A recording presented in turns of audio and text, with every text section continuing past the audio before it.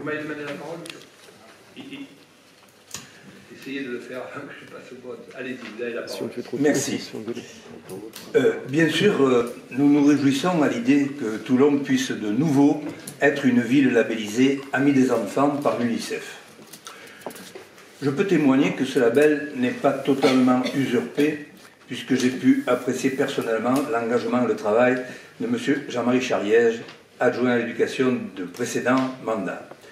Je profite d'ailleurs de cette tribune pour le remercier très chaleureusement pour les propositions d'intervenants auprès des écoles dans le cadre des parcours culturels, ainsi que le patient travail de rénovation des bâtiments scolaires, même si nous aurions préféré voir des panneaux solaires à la place des tuiles sur les toits de ces écoles. Ça reste à faire. Des bémols, il y en a en effet, dont un qui concerne directement notre maire.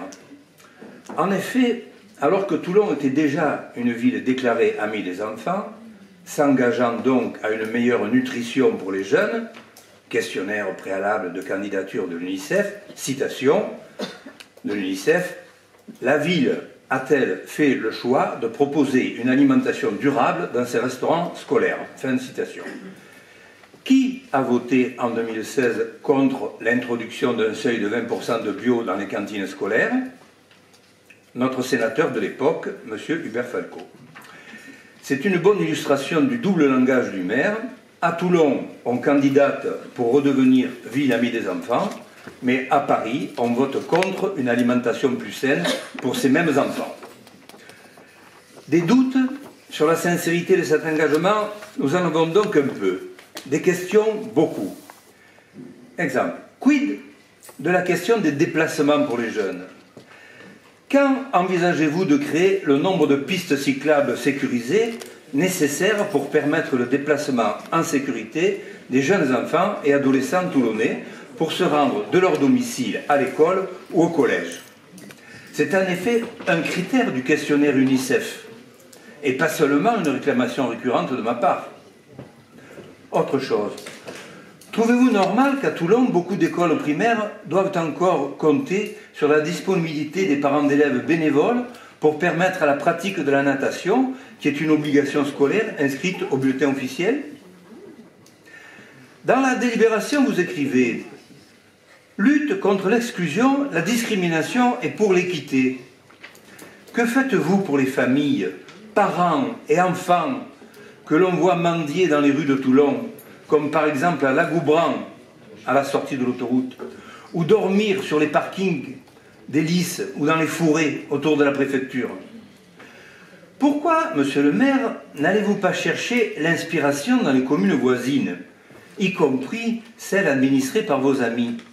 Je pense notamment à monsieur Jean-Pierre Girand, qui propose un repas végétarien quotidien dans les écoles primaires de Hyères. Demandez à votre nouvelle collègue Nathalie Biquet si elle envisage la fermeture des 5 EAJ, espaces accueil jeunes, qui maillent très intelligemment la ville de la Seine. Questionnaire de l'UNICEF. La ville dispose-t-elle d'un dispositif de participation institutionnelle type conseil municipal des enfants, conseil municipal des jeunes? Eh bien, la réponse est non. Les enfants, autre question du questionnaire UNICEF, les enfants et les jeunes sont-ils représentés dans les instances citoyennes type conseil de vie locale? Non, forcément. Il n'y a pas à Toulon d'instances citoyennes type conseil de vie locale. Et les conseils de secteur, pourtant instaurés par la loi, ne fonctionnent pas. Conclusion. Toulon ne s'occupe que d'une partie des enfants, et entre 18 et 18 ans, à un âge essentiel de la construction de l'adulte, la ville en fait trop peu. Vous écrivez dans le corps de cette délibération: le plan d'action municipal doit s'inscrire dans le respect des 5 engagements communs à toutes les villes. Eh bien, il y a du travail. Nous souhaitons être associés à ce travail, à l'élaboration avec l'UNICEF de ce plan d'action municipal. Donc, renouveler la candidature de la ville au titre de la ville amie des enfants, oui. Mais pour quel projet?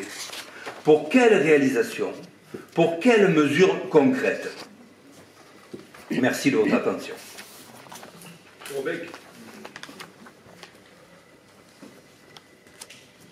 Le scolaire a été une de nos priorités.